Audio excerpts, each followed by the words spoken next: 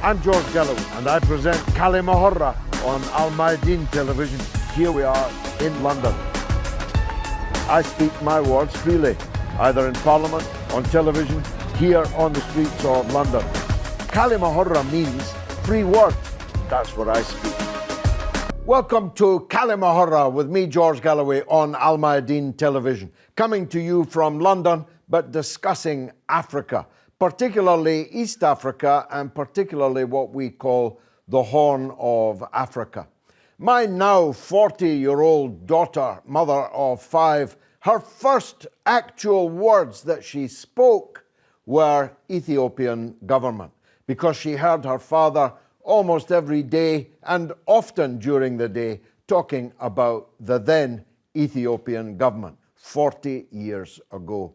I spent a lot of time working in the famine-stricken regions of the Horn of Africa, but the famine was man-made. It was not just a drought. It was war and terror everywhere. It was a complete calamity, and I have never been able to forget the searing experiences of that time. If I tell you that the only time I've been bombed from the air, lying flat out on the earth, trying to push my nose literally into the dirt, that happened to me in Eritrea.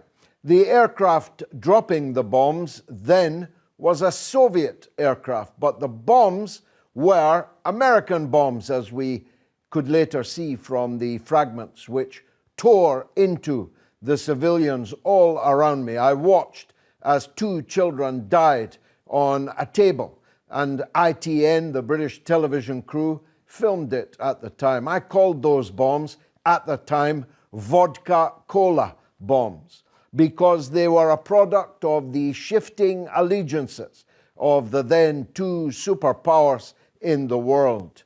The United States was desperately trying to dislodge the then government of Ethiopia, led by Colonel Mengistu, an ally of Cuba and the Soviet Union in particular.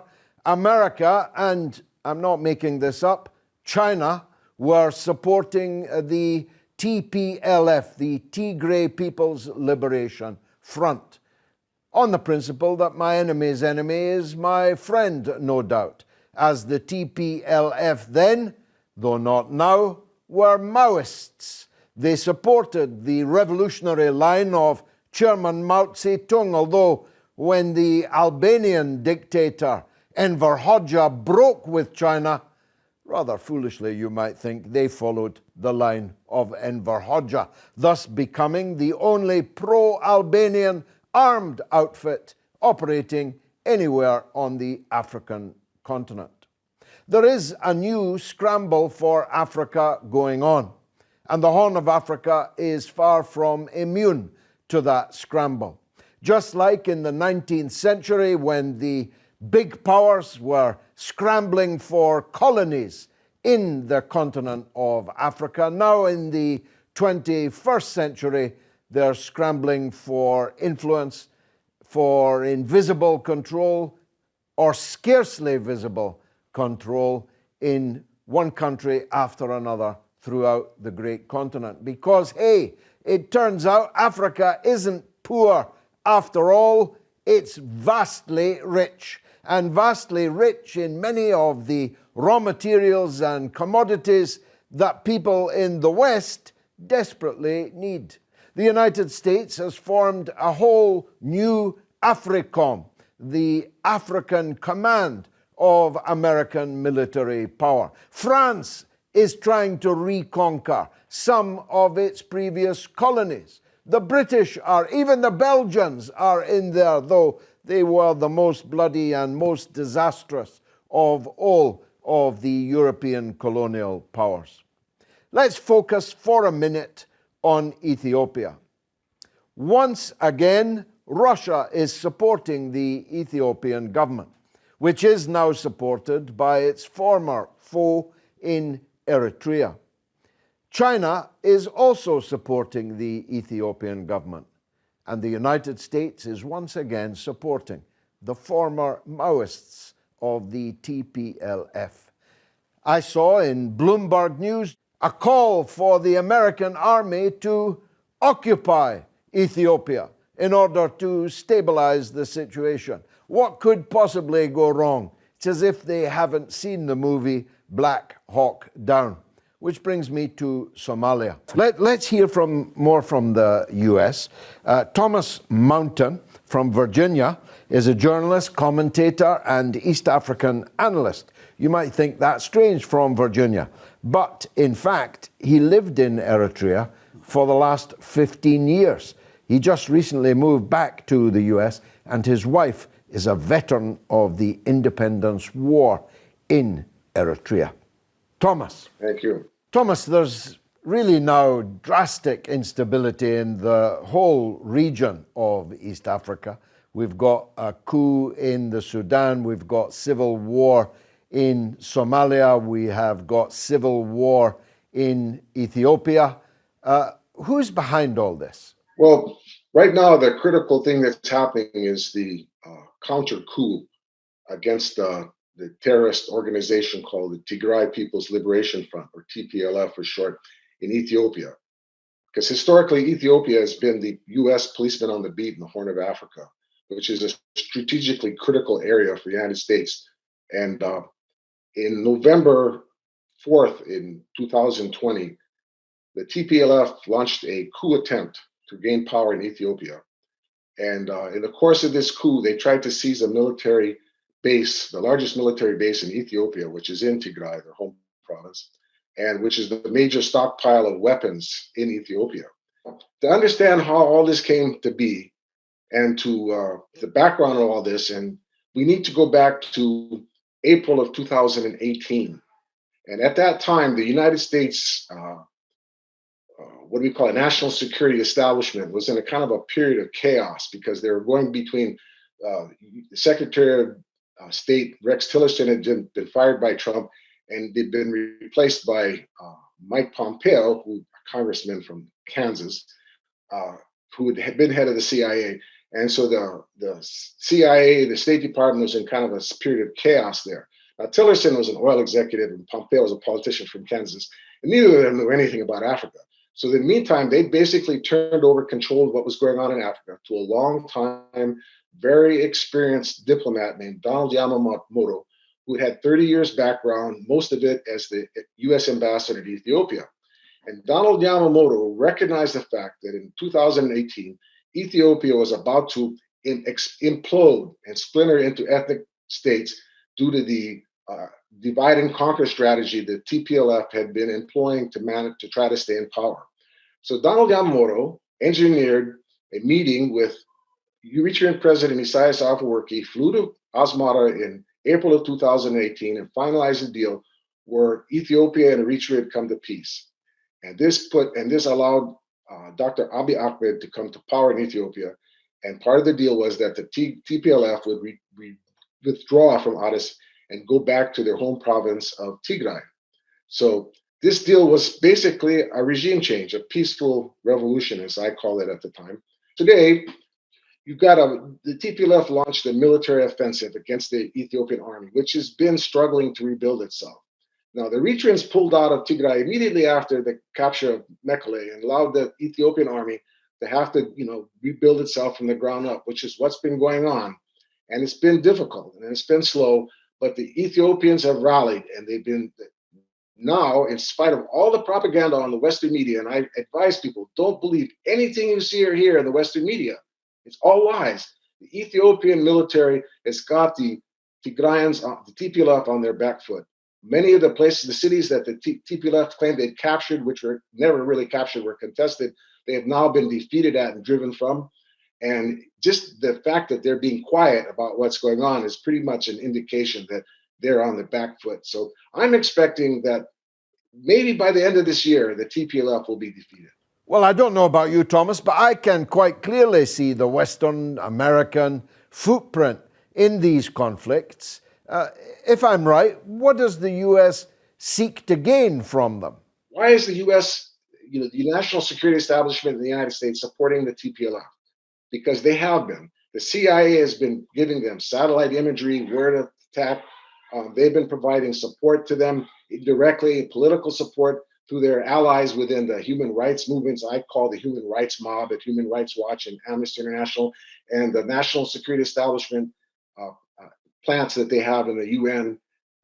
They've been providing cover for the TPLF. Now, TPLF is supported by the US because Dr. Abiy has made it very clear that he is going to move Ethiopia in the same direction Eritrea is at. That he just won this massive electoral victory. 85% of the people voted for him. The Ethiopian people want Abiy to transform their country from the desperately poor, famine, and disease-ridden country it's been, war-torn country it's been, into a modern society. So Abiy Ahmed has pledged to make Ethiopia self-sufficient in food, self-sufficient in energy, and politically independent. And this is a threat not only to the United States but to the EU. So, and one of the planks of Abiy Ahmed's electoral platform was he was going to nationalize all the land in Ethiopia. Now, this has been said to be done before in Ethiopia, but this is a threat to the investment particularly the European Union. You see, the EU is dependent upon sucking the blood of Africa to maintain the high standard of living of their people. They've been pretty much, they can't control, they can't super exploit Latin America and Asia like they used to. The only place they can really, literally loot and plunder is in Africa. For example, Anglo-American Gold has been running one of the biggest gold mines in Africa and Tanzania, and they only pay Tanzania a 4% royalty. Now, Eritrea gets a 40% royalty for their gold mines. Now, if Europe has to start paying a fair share of the exploitation they're doing in Africa, they're not going to be able to continue to maintain the high standard of living, the social security and the education and the medical care that they provide to their people. And they're already facing discontent in Europe. And if they can't continue to buy their people off, they're in serious problem. And if they lose control of Africa, it's going to provoke an enormous crisis in the EU, and their leaders know this. That's why they've been so ruthless in opposing Abiy Ahmed, because Abiy Ahmed has made it clear, whether we understand it or not, the national security establishments in the United States and the EU know that Abiy Ahmed is taking Ethiopia down the path that Eritrea is taking, to be an independent, sovereign nation, self-sufficient, to break the bonds of aid and beggary that they've been foisted upon them by the TPLF for these past 28 years. So they're determined to see the end of Abiy Ahmed. Well, look, here's what I suspect. Is this new situation in Ethiopia connected to China?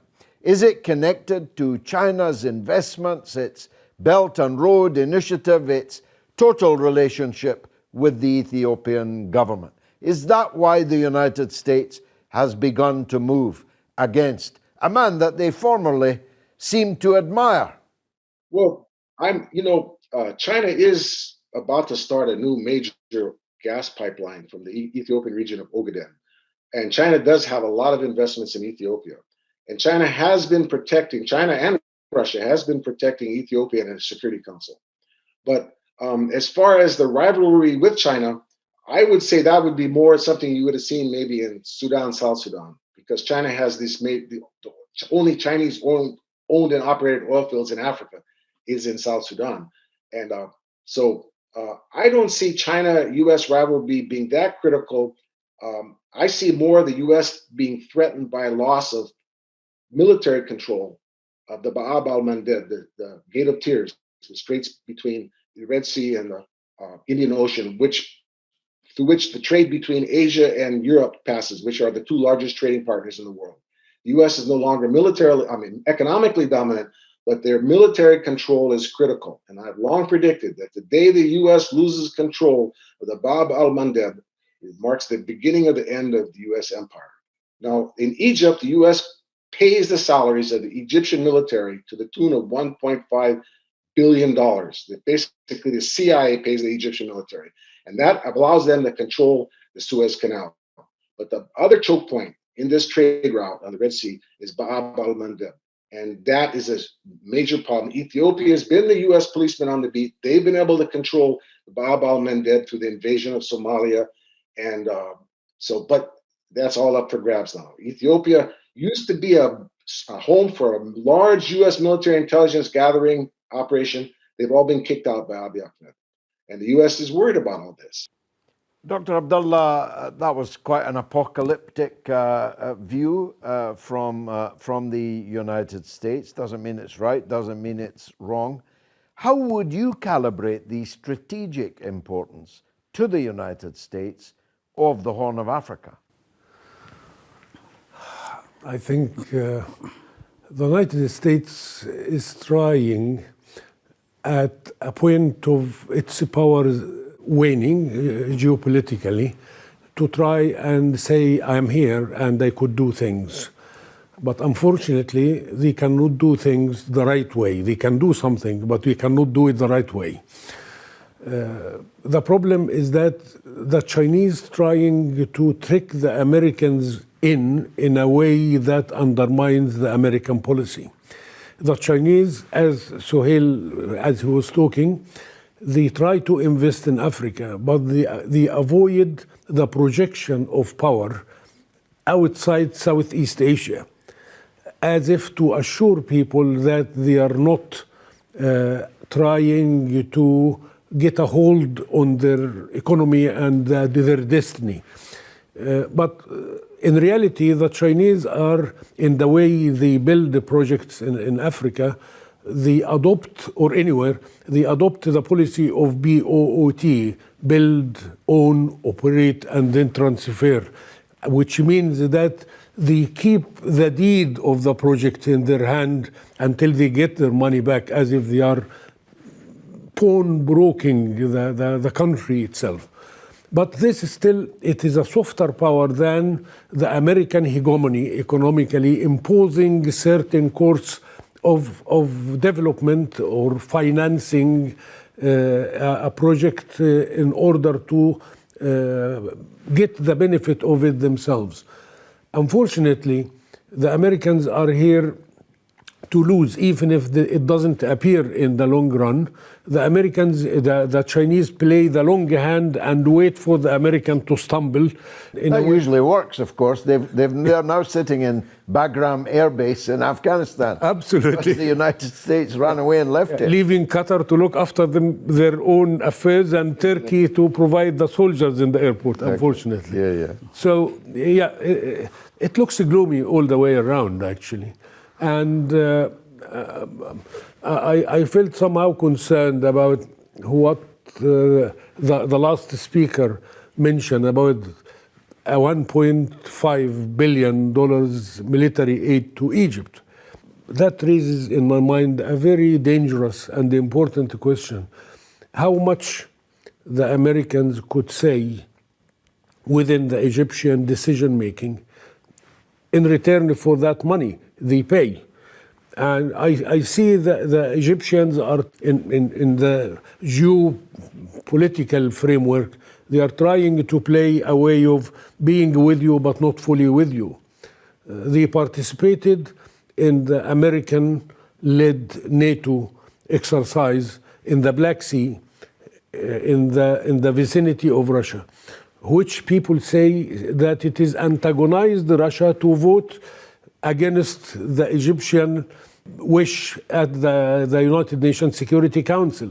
But at the same time, the Egyptians did not participate in the Red Sea exercises led by the American again in the Red Sea, which is much more important to Egypt. I find this somehow perplexing and mixing the cards all the way around. Perplexing is the word. As he's come up already in the show, Chairman Mao, definitely prematurely, back in the 1960s, said that the United States was a paper tiger. It wasn't in the 1960s. It still isn't in 2021. But it's an old tiger.